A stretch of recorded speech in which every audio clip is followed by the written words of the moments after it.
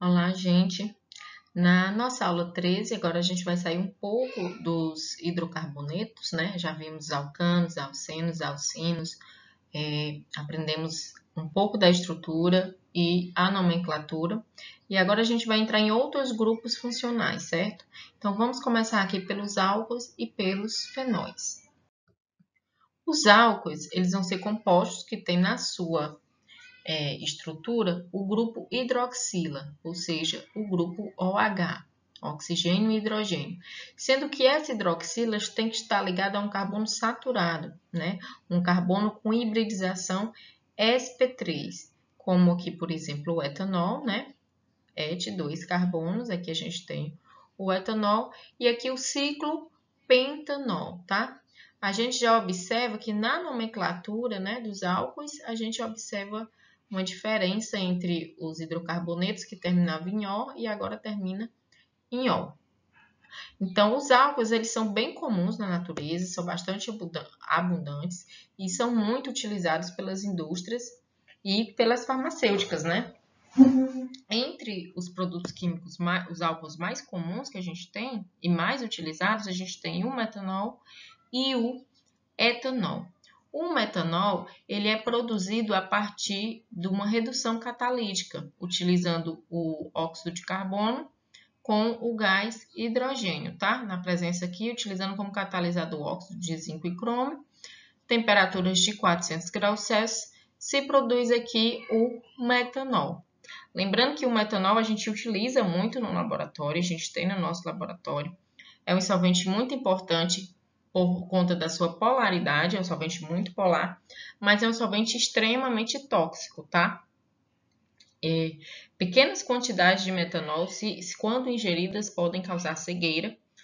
15 ml é o suficiente. E quando ingerido em uma quantidade maior, 200 a 300 ml, pode causar, inclusive, morte, tá? Então, cuidado quando for usar metanol. E o metanol, ele é um solvente, ele é utilizado como solvente e também como material de partida para outros produtos, como formaldeído, ácido acético, e é utilizado também em aditivos da gasolina, tá?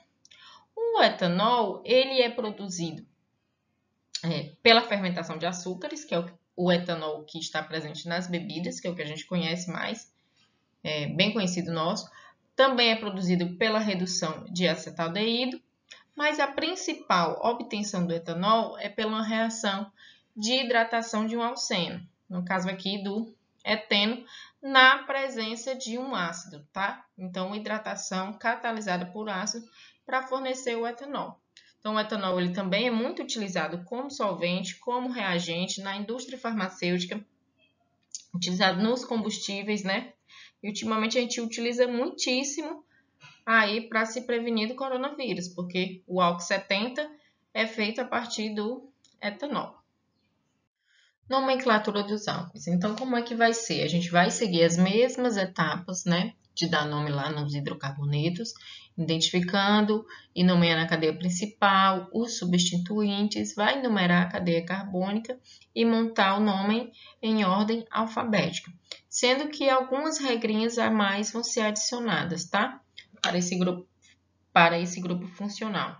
Então, ao nomear os álcools, a gente vai substituir o sufixo O de hidrocarboneto pelo sufixo OL, para indicar que agora o grupo funcional daquele composto é um álcool, tá? Então, aqui eu tinha um pentano, né, um hidrocarboneto com 5 átomos de carbono, e agora eu tenho um álcool com 5 átomos de carbono. Para dizer que não é mais um hidrocarboneto em si, um álcool, eu vou terminar com OL. A próxima regra fala sobre a cadeia principal, tá? Então, nos álcoois, você vai escolher a cadeia principal que contenha o carbono que está ligado à hidroxila, tá?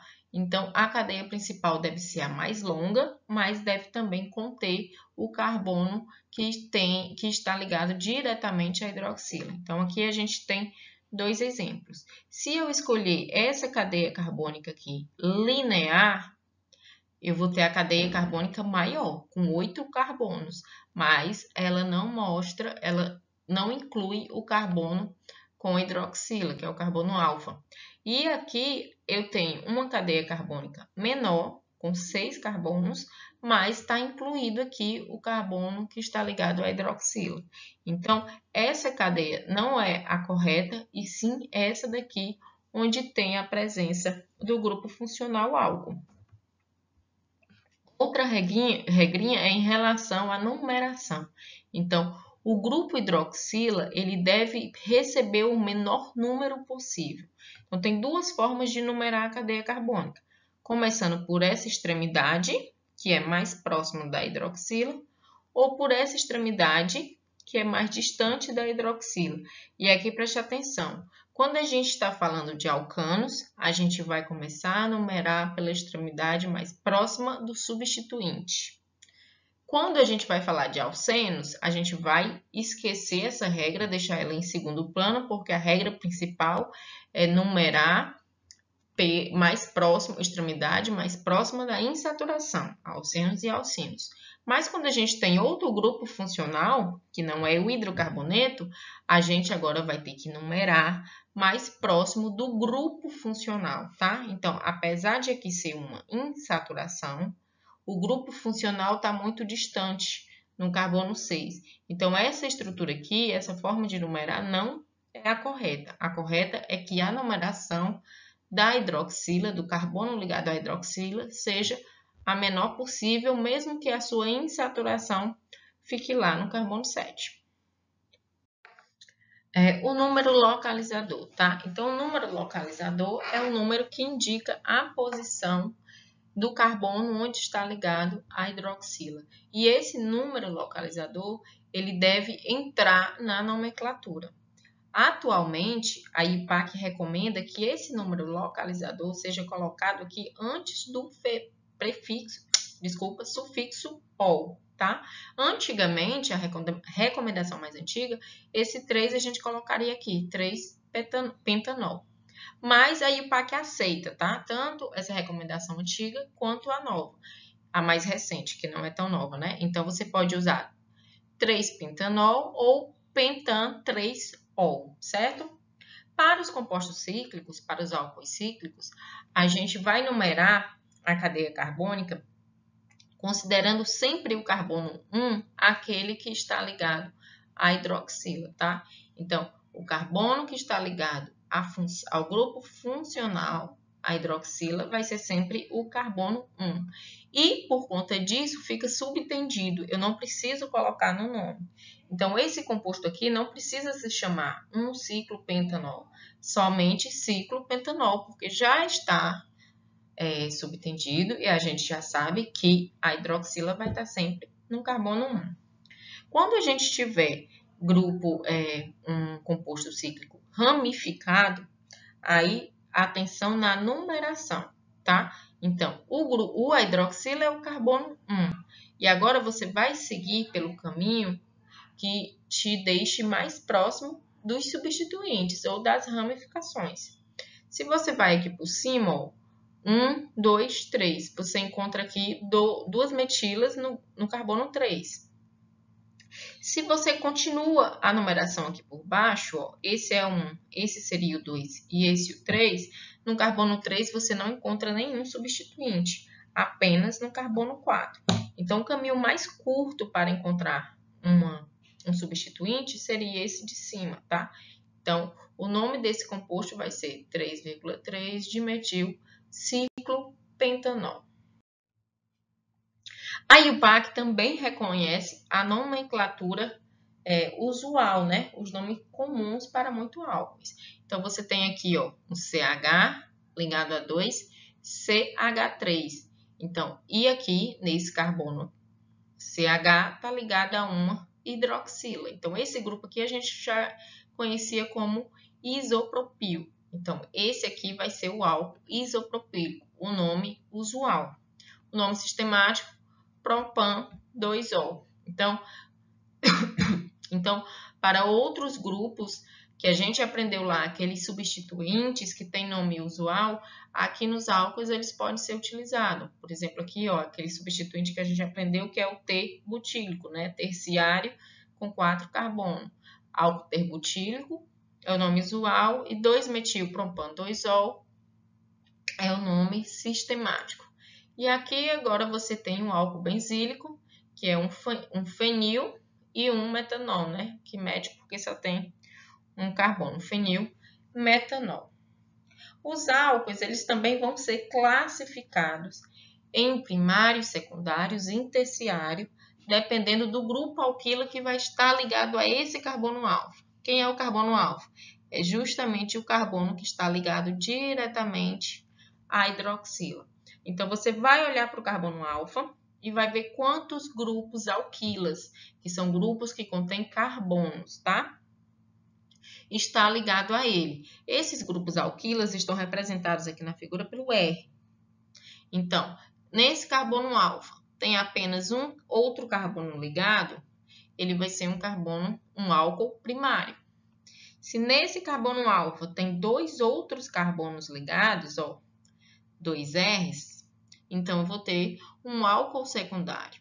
E se eu tiver no carbono alfa 3 outros substituintes alquilas, eu vou ter então um álcool terciário. Então vamos exercitar resolvendo aqui essa questão. A gente tem aqui um composto e a gente precisa dar o nome IUPAC, tá? Então eu estou vendo que é um álcool porque tem o hidroxila e vamos primeiro classificar esse álcool. Ele é primário, secundário ou terciário? Então, você vai buscar o carbono alfa. O carbono alfa é esse aqui, né? Que está ligado diretamente à hidroxila. A esse carbono alfa, então, está ligado quantos outros carbonos? Então, você tem aqui, ó, um CH3, aqui tem outro CH3 e aqui tem um CH2. Então, esse álcool aí vai ser um álcool terciário, porque está ligado a 3 outros grupos alquilas, tá? Bom, para nomear a estrutura, a primeira coisa que a gente precisa fazer é numerar a cadeia carbônica, né? E a gente vai começar a numerar a cadeia a partir da extremidade mais próxima da hidroxila. Então, a gente vai começar por aqui, ó. Esse vai ser o carbono 1, 2, 3, 4, 5 e 6. Essa é a numeração. E aí, agora, a gente precisa identificar as ramificações, os substituintes. Então, eu consigo ver que aqui, ó, no carbono 2, eu tenho um substituinte, que é um metil ou metila. E no carbono 5, eu tenho dois outros substituintes, que também são duas metilas, né? Então, agora é só dar um nome composto. Eu vou dizer que no carbono 2, no carbono 5 e também no carbono 5, eu tenho metilas. Como são 3, eu tenho que dizer que são trimetil. A minha cadeia carbônica principal tem 6 carbonos. Então, vou colocar aqui um if e vou botar hex-an, ligações simples. E agora eu vou identificar o número localizador da hidroxila, que é o número 2. 2. E vou colocar o sufixo ol para o álcool. 2,5,5 trimetil hexan 2-ol. Vamos fazer um outro exemplo, tá? Qual a classificação para esse álcool, né? Aqui procura o carbono alfa, o carbono que está ligado à hidroxila. Esse carbono alfa está ligado a um carbono e a outro carbono. Então, a gente tem aqui um álcool secundário, tá? Escrevi aqui em cima que é um álcool secundário. Então, para a gente nomear, né, dar nome a esse composto, a gente precisa numerar a cadeia carbônica, iniciando da extremidade mais próxima do grupo hidroxila. Então, a gente vai começar a numerar a partir dessa extremidade. 1, 2, 3, 4, 5, 6. Eu vou aqui por cima porque vai ser a cadeia maior. Então, a cadeia tem 9 carbonos, tá? Vamos procurar agora as ramificações, né? Então, eu observo aqui que no carbono 4, a gente tem 2 grupos cloro, né? tá aqui vezes 2, né? São 2 cloros. E no carbono 6, é bem aqui, ó, carbono 6, um substituinte com 2 carbonos, que se trata do etil. Tem mais algum substituinte? Não. Então, a gente vai dar o nome à cadeia carbônica. Tem o etil, que por ordem alfabética vem depois do C, né? Do cloro. Então, a gente vai colocar aqui, ó, aqui no carbono 4, são 2, então eu tenho que colocar 4, 4, traço, porque são 2, cloro, de cloro. Onde mais eu tenho substituinte? No carbono 6, eu tenho etil. A minha cadeia carbônica tem 9, então eu coloco nan. E no carbono 3, eu tenho a hidroxila. Então, 3O. 4,4 de cloro, 6 etil, nanó, 3O.